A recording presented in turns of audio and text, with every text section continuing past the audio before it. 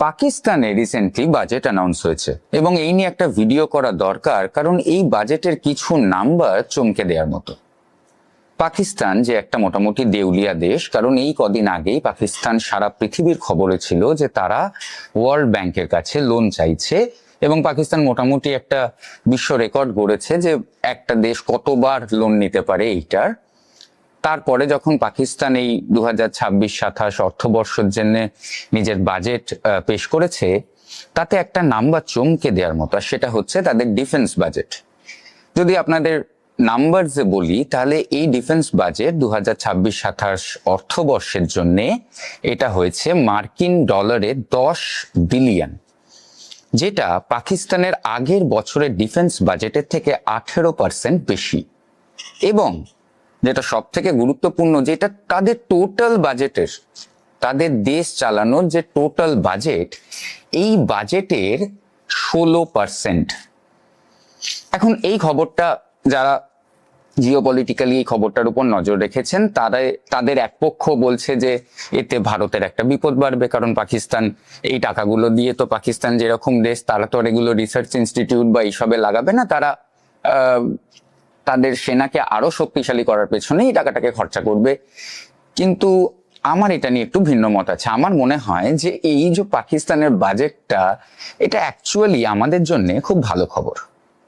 নমস্কার, আপনারা দেখছেন জিও কাকা। আমরা এই চ্যানেলে ডেইলি জিওপলিটিক্যাল এক্সপ্লেনার নিয়ে আসি। যদি আপনি জিওপলিটিক্স ইন্টারেস্টেড হন, তাহলে এই চ্যানেলটি সাবস্ক্রাইব করতে ভুলবেন না। চলুন শুরু করি। প্রথমত বোঝার চেষ্টা করি যে পাকিস্তানের এত ডিফেন্স বাজেট দরকার কেন। তার একটাই কারণ, তার অনেকগুলো কারণ আছে, বাট তার প্রধান কারণগুলোর মধ্যে যেটা সব থেকে ইম্পর্টেন্ট, সেটা হলো যে পাকিস্তান একটা দেশ যেখানে the army has a country, এবং আর্মির যাতে সবকিছু ঠিকঠাক থাকে, আর্মি যাতে নিজের পুরো কন্ট্রোল এই দেশটার উপর একদম একটা আয়রন ফিস্ট দিয়ে দেশটাকে চালাতে পারে, এইরকম ভাবে কিন্তু পাকিস্তান ট্র্যাডিশনালি অর্গানাইজড। মাঝখানে যেসব পাকিস্তানের প্রধানমন্ত্রী বা পলিটিক্যাল ক্লাসের লোকজন এইটাকে ভাঙার চেষ্টা করেছে, আমরা জানি তাদের সাথে মোটামুটি আর্মি কি করেছে। তো প্রথম কথাই হচ্ছে এটা যে আর্মি নিজের ভেস্টেড ইন্টারেস্টেড চলে, এবং আর্মি নিজের জন্য যতটা বাজেট, যতটা তার ইকোনমিক থেকে শুষে নিতে পারে, ততটা পাকিস্তানের আর্মি সারা জীবন ধরে করেছে, এখনো সেটাই করে চলেছে। এটা তো গেল প্রথম কথা। দ্বিতীয় যে কথাটা, সেটা হচ্ছে যে পাকিস্তান বিভিন্ন দিকে নিজেই ফ্রন্ট খুলে বসে আছে। যেমন বালুচিস্তানে যে সেপারেটিস্ট মুভমেন্ট চলছে, যেটা পাকিস্তানের নিজের অংশ, যেটাকে পাকিস্তান এত বছর ধরে নেগলেক্ট করেছে এবং একরকম ভাবে শোষণ করেছে। এখন বালুচিস্তান এত বড় একটা ইস্যু যে সেটা নিয়ে আমার পরে একটা ভিডিও করতে হবে পুরোটা বুঝিয়ে বলার জন্য। কিন্তু এই বালুচিস্তান, যেটা পাকিস্তানের মেজরিটি ল্যান্ডমাসের মধ্যে পড়ে, এই জায়গাতে পাকিস্তানকে দিন রাত মারামারি করতে থাকতে হয়, কারণ বালুচরা নিজেদের যে স্বাধীনতার দাবি করছে সেটাকে পাকিস্তান কড়া হাতে দমন করে। সঙ্গে এখন আফগানিস্তানের যে ডুরান্ট লাইন আছে, সেই বড় বড় কিন্তু তালিবান আসার পর থেকে চাপ বাড়ছে, এবং পাকিস্তান আর আফগানিস্তানের যে ক্রাইসিস, সেটা এই কয়েক মাস আগে অবধি খবরে ছিল এবং কয়েক সপ্তাহ আগে অবধি খবরে ছিল। তো পাকিস্তানের এই দুটো ফ্রন্ট হলো। 3 নম্বর দিকে পাকিস্তানের যেটা বরাবরের স্বভাব, যে ভারতের প্রতি তাদের যে বিদ্বেষ, তার থেকে ছোটখাটো টুকটাক এই পুলওয়ামা, উড়ি গোছের জিনিসপত্র তারা প্ল্যান করতেই থাকে। যদিও এই লাস্ট অ্যাটাকটা হওয়ার পরে ইন্ডিয়া তার পলিসিতে চেঞ্জ করেছে, এবং এখন এই টেররিস্ট অ্যাক্ট অফ অ্যাগ্রেশন গুলো, যেগুলো পাকিস্তান আগে যে না আমরা তো কিছু করিনি, আমাদের তো সেনা যায়নি, এরা তো জঙ্গি সংগঠন করেছে, এইগুলো করলে যে সেটাকে একটা অ্যাক্ট অফ ওয়ার ধরে নেওয়া হবে, সেটা কিন্তু পাকিস্তানের কাছে পরিষ্কার। তাই আমি জানি না পরবর্তীকালে পাকিস্তান এইদিকে কি ভাববে, না ভাবাই ভালো। কিন্তু অন্য দুটো দিকে কিন্তু পাকিস্তানকে অ্যাক্টিভলি লড়তে হচ্ছে, এবং সেটা দিয়ে হয়তো তারা এই ডিফেন্স বাজেটটাকে তাদের দেশে জাস্টিফাই করবে। বিকজ পাকিস্তান একটা দেশ যে কিন্তু মোটামুটি একটা যুদ্ধের উপর সার্ভাইভ করে। বিকজ পাকিস্তানের মতো একটা ইকোনমি হলে, যাতে সার্ভিস বেসড ইন্ডাস্ট্রি নেই, যাতে ম্যানুফ্যাকচারিং বেসড ইন্ডাস্ট্রি নেই, পড়াশোনা তো নেই, যার জন্য কোনো আইটি সেক্টর নেই, কোনো স্পেস রিসার্চ নেই, এইরকম একটা দেশের পক্ষে নিজেকে সাস্টেন করতে গেলে, এবং যারা বিভিন্নবার বিভিন্ন রকম লোন নিয়ে একরকম বেঁচে আছে, তাদের কিন্তু এই সারা পৃথিবীর এই যে যুদ্ধের ডার্টি গেমটার মধ্যে থাকতেই হয়, নাহলে কিন্তু তারা নিজেদের সাস্টেন করতেই পারবেন। তো এইগুলো হলো কারণ যে কেন পাকিস্তানের প্রথম কথা এত বড় একটা ডিফেন্স বাজেট দরকার। কারণ যে বেস আর্গুমেন্টটা পাকিস্তান যেটা বলতে পারে যে আমার যারা পাশের নেবার, কি জাস্টিফাইড আর্গুমেন্টটা কি হতো, যে আমার যারা পাশের নেবার ইন্ডিয়া কিংবা চায়না আমার প্রতি খুব অ্যাগ্রেসিভ, তাই আমার একটা বিশাল ডিফেন্স বাজেট দরকার, সেটা আমরা বুঝতে পারতাম।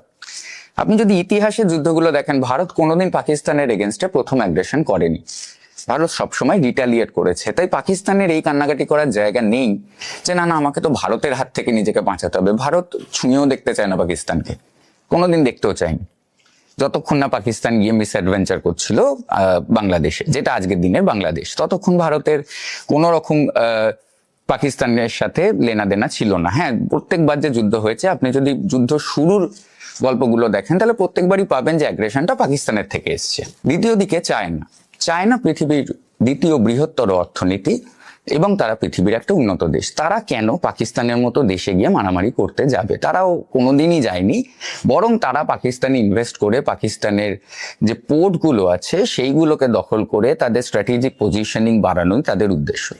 তো পাকিস্তানের এই যে ডিফেন্স বাজেটটা, এইটা একদমই জাস্টিফাইড না। আর সেখানেই this is a good thing for us, এটা আমাদের জন্য সুখবর। কারণ আপনার রাইভাল যদি, যে দেশটা এত বড় একটা ইকোনমিক ক্রাইসিস দিয়ে যাচ্ছে, আমাদের এই ইন্ডিয়ান সাবকন্টিনেন্টে পাকিস্তানে কিন্তু পড়াশোনার দশা খুবই খারাপ। রিসার্চ ইনস্টিটিউট, আজকের দিনে মডার্ন এআই, যে নতুন নতুন যে স্টার্ট আপ, যে ইকোসিস্টেম, এমনকি স্পেস রিসার্চের কথা তো আমি ছেড়েই দিলাম, তো পাকিস্তানে কিন্তু এইগুলো নেই। এবং সেইগুলো ডেভেলপ না করে পাকিস্তান কন্টিনিউ যদি নিজের মিলিটারি ডেভেলপ করতে থাকে, তাহলে এর ফলাফলটা সরাসরি তার পপুলেশনের উপরে গিয়ে পড়বে। এবং এই কস্টটাকে কোনো দেশ হিস্টোরিক্যালি অ্যাভয়েড করতে পারেনি এবং পারবেও না।